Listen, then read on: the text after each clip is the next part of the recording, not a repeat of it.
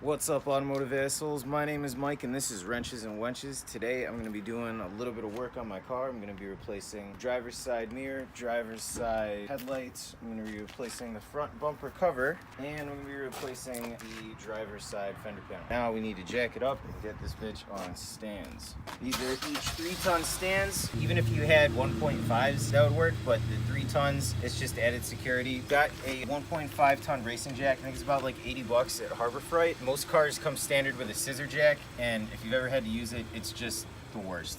This is kind of a pain in the ass. Jacking up your car is always a pain in the ass. There we go.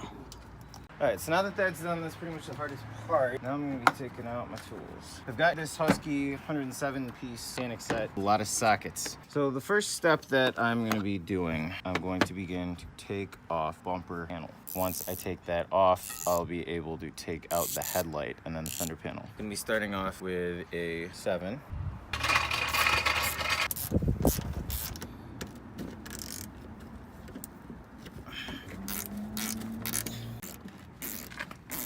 That first time you want to just kind of go slow, and once you feel it give way and turn. That is attached to the bumper cover, and it's kind of like a splash guard for the wheel well. A little bit of a pain in the ass to take out because you got your bumper cover in the way. We weren't able to reach in here, but now we can access certain things that we're going to need to be able to access. There's going to be a bolt right here. I think I'm going to need an 11 for that. Same one over there. I'm going to have to take off this one. I think this one might also be an 11, but it might be a 10. So I'm about to take a look at that. But before I go doing that, I'm going to remove the other bolts along this side. We did those over there.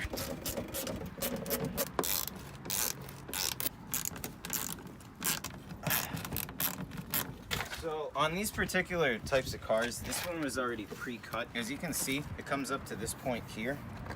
It connects. They come connected over here, but it's a pain in the ass because, like how I did, it's easy when it just lifts off. But the way that it comes with the car is that it's attached, so a lot of people just cut it. It was already cut on this side, but it hasn't been cut on the other side. I'm thinking I might just cut it because it makes it a lot easier than having to take the entire panel out, because it wraps around the entire wheel well, and it's a pain in the ass to have to take out the whole thing, and then you have to wedge the whole thing back in there when you're done. So what I'm gonna do is I'm probably just gonna cut it.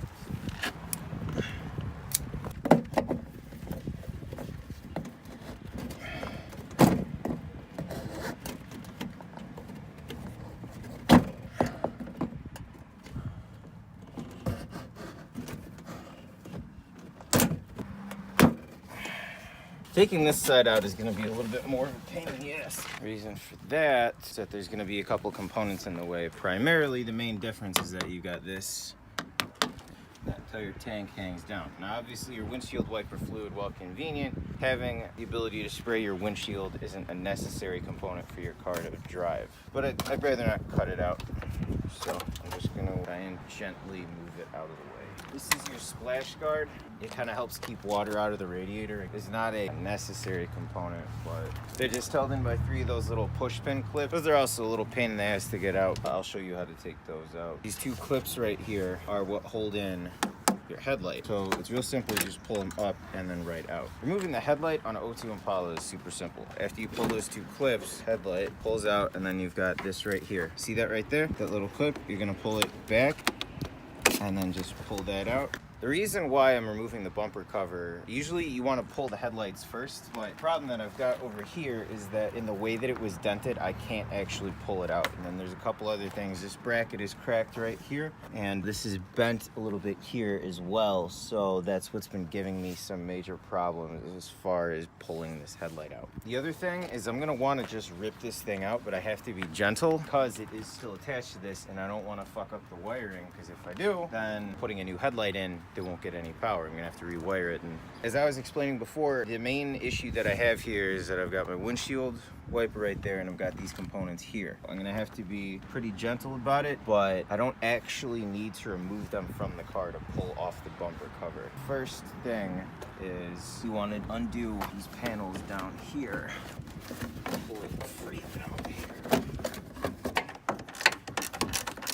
Damn it. Now, you want to be careful because while I'm replacing the bumper cover, so I don't really give a shit if I'm just mashing the fuck out of it, you do want to be careful not to fuck up these little fins down here. Help radiate heat out of your engine. So you want to be really careful not to smash them with your tool. Fingers keep mashing into it, and it is just demolishing the skin on my fingers. We had a couple of bolts in here that I used a number 11 socket to remove. There was one here that I had to reach under here, and another one on the other side. Now, back when I was in the junkyard, I pulled this component here because it made it a little bit easier to remove the whole thing, and that's where you put in your windshield wiper fluid. But I decided to just leave it in there because the bumper cover can actually come off. Now, due to the accident, I had a little bit of a problem. I was able to come around here and undo that first bolt under the wheel well, but I had some difficulties with the second one. In that the metal was actually bent, so instead of facing down like it was supposed to, it was practically facing in towards the car. So I just had to get it at a different angle, but I was able to loosen it off and take it off easily enough. But the funny part was when I was having to take this off, this one went down, but this one, again, the screw was facing inward, so I actually had to knee it in and off in order to get it off. That's how you remove the bumper cover. Looks like, despite the accident, the actual foam part of the bumper is still in really solid condition, so I'm just gonna leave that on there. I have another one of these from the bumper cover, but looks like this one is doing just fine as well. I'm gonna leave this on here too. No point taking it off unless I absolutely need to. At this point, all I got to do is remove this. But in order to get that off, I'm gonna have to take off the hood of my car. So that's gonna suck too. God damn it, I don't know what to fucking do with it.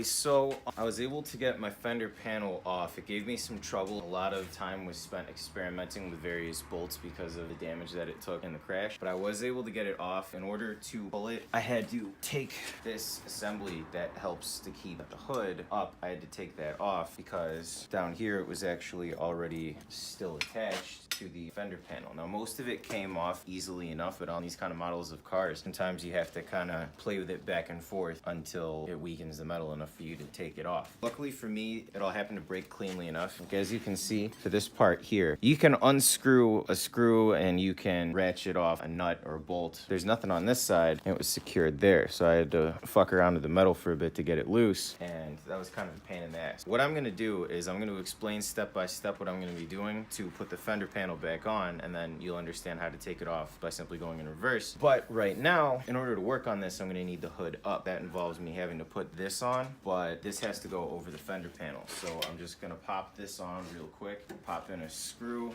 pop this in to hold up the hood, and then I'll explain afterward all the details of that. But just so you guys know, I'm gonna be busy assembling that first.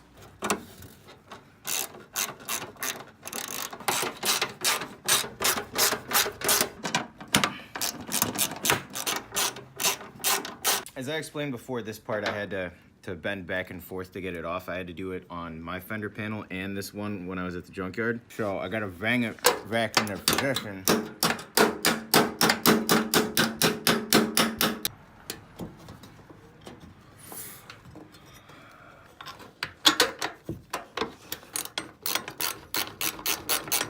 Good.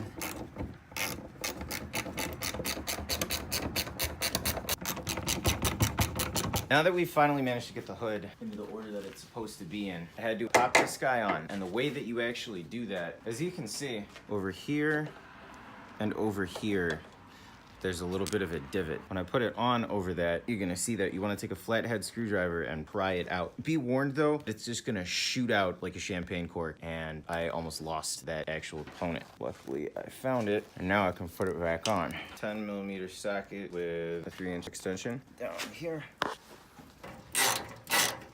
Now, your insulation, it'll cut you some slack because it's already got a hole in it, but this right here is where that's gonna go in. I'm just gonna put my insulation over it, line it up with the hole, and in goes the 10mm socket.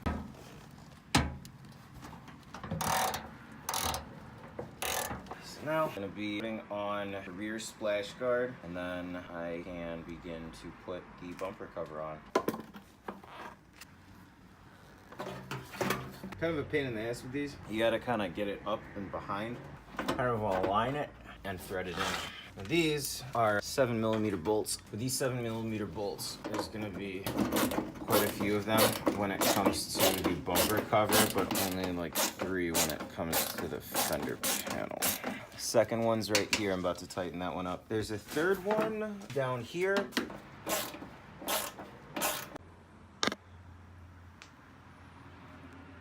This is the bumper cover. Last thing you'll see when I run your ass over. And this project is finally coming together. I'm gonna be taking the bumper cover and actually putting it on right now. First step is once it's aligned, there's gonna be 5 little push pins that keep it in place. There's 2 main ones that are gonna go here and here, and 3 smaller ones that go here, here, and here. And taking them off is kind of a pain in the ass, so I'll just show you the basic concept of how that works. You got your push pin, and when it's pushed in, then it's all the way in. Getting it out, however, is the tricky part, and that's why I hate these. I've found that the easiest way to get them out, and that's easy with quotation, is you gotta wedge something in there, a screwdriver, but probably a knife works better. And then when it's in there, you gotta kind of get it all the way up, pull.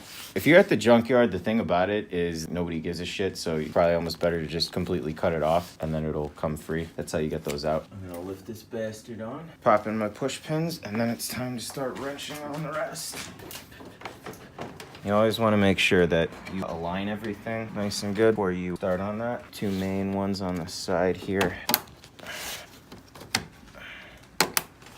I had some trouble when taking it off because we've got the tank that holds your windshield wiper fluid. You got these 2 components here, so you don't have too much wiggle room. These are actually little covers that just kind of screw on there, and as opposed to going directly on like how you do with most parts, these are actually going to go underneath. So you're going to need an 11mm socket for these. Again, there's 4 of them. There's 2 here.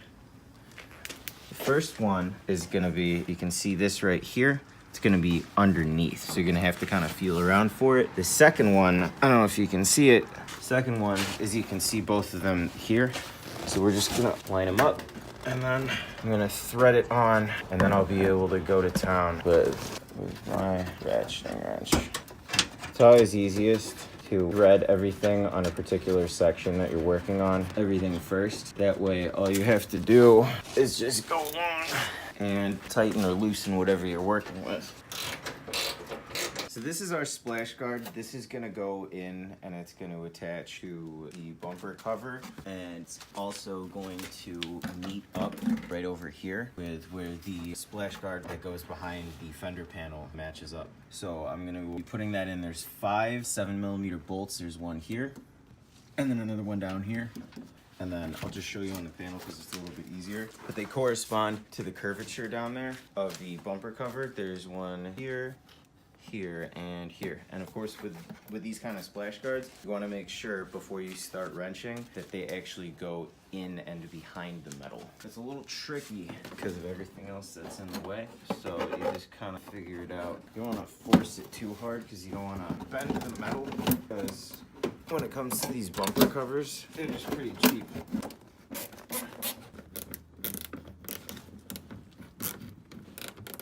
So I finally got my splash guards on, and I put on all the bolts. There's 3 7mm bolts down there that attach this black plastic piece in here. So now that the bumper cover is all the way on, it's time to put on the headlights. Take the clip, put that right in there, and just push that right in. Now you see these guys here and here, and here and here. They're going to feed in and through. So you want them coming through here, and then you want them coming through here. And you're just gonna take your clips, and then it's just gonna go on, line that up. Just gonna slide down. And it goes down without too much effort either. Once you have your headlight all the way in, get it in there, and then slides right in. So you do the same on this side, feed it in. The easiest way, if it's not going in, what you're gonna wanna do, pull it out of the secondary, kind of make sure that it's all the way in over here, and then when it slides in, now you've got your extra space. It's gonna be be a little tricky, I guess, to get it in there. It's easiest to kind of get it at a little bit of an extreme angle because it's got to fit over that. If you try and go in, it's going to be hard. So you see it's going to have 2 underneath and 1 on top. It's the same on the other side over here. You just kind of want to kind of get a little bit of an extreme angle on it, line it up. Then this cable is going to go on top of that. When you get that aligned there, you're going to take our push pins. Push pin, these little push pins are my absolute least favorite. There's 3. There's going to be 1 here, 1 here, and 1 here.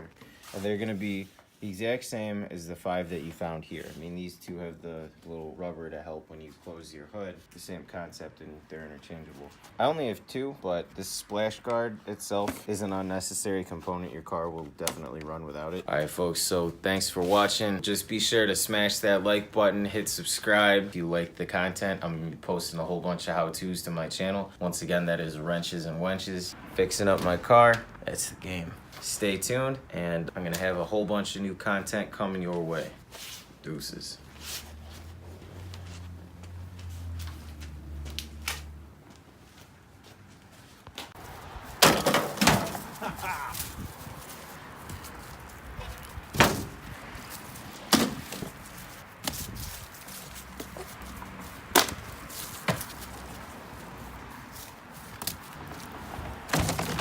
Ah!